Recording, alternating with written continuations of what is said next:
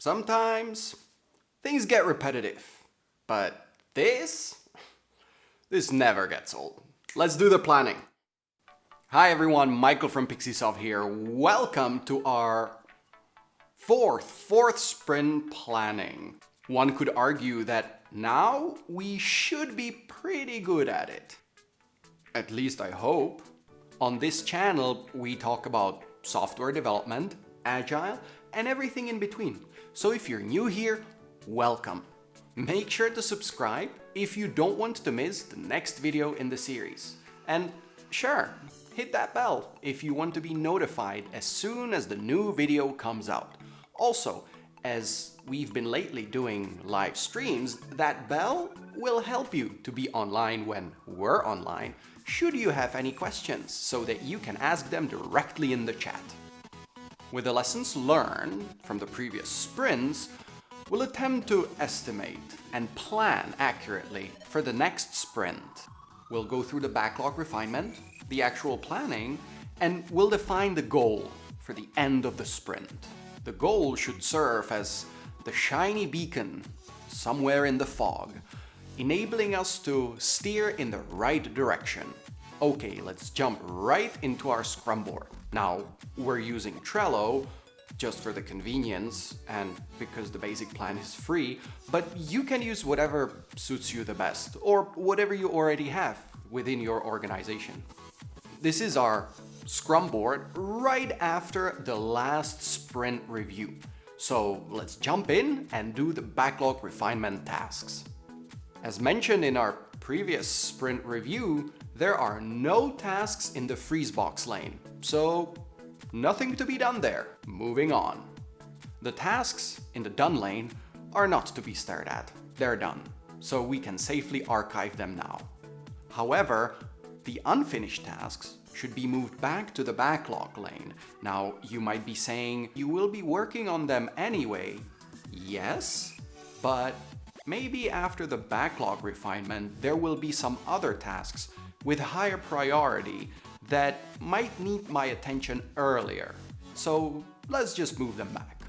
Now we also need to add some new tasks or subtasks that arose during our last sprint. And just a reminder, as we go through the Scrum Board, we are dividing our tasks into dev and ops, just for tracking purposes, for some analysis. The dev tasks are labeled as green, and the ops tasks are labeled as blue. These colors were chosen arbitrarily. And then we need to add the new technical debt tasks that we accumulated during our last sprint. Last but not least, we need to revalidate the tasks that are already in the backlog. We need to validate the sizes and whether or not they're still relevant. And then we need to reshuffle them just in the order of importance or the way we believe they should be finished. There, the backlog is like a brand new canvas, ready for us to make some art. But before we do, we need to set some criteria. In order to plan, we need to agree on a time frame. So the sprint, just like the last one, will have 7 working days. And as it is still only me working on these tasks, that means that it's 7 man-days ready to be spent in our sprint budget. Now, there are still tasks that depend on each other. They come in pairs or tuples even. But as we progress and accumulate technical debt, we will soon be able to mix and match those tasks and then solve the real knapsack problem, selecting the highest possible value in the given budget. Moving on, let's plan. For those of you that haven't seen our previous planning videos, our estimates are based on the t-shirt sizes. So what does that mean? Well, that means that we really have 3 main sizes. Small, that's a task that takes 1 or 2 hours. In the estimation, it's counted as 0.2. In the Trello board, This is labeled yellow. And we have medium. Medium is about a half a day, so that corresponds to 0.5. And in our Trello board, medium tasks are labeled orange. And the third is large. A large task is counted as 1.0, so 1 full day. And in the Trello board, these tasks are purple. Anything bigger than that is to be broken down to smaller tasks. We generally don't want tasks that overlap multiple days. With that in mind, and 7 man days, we will now select the tasks appropriately to use that budget.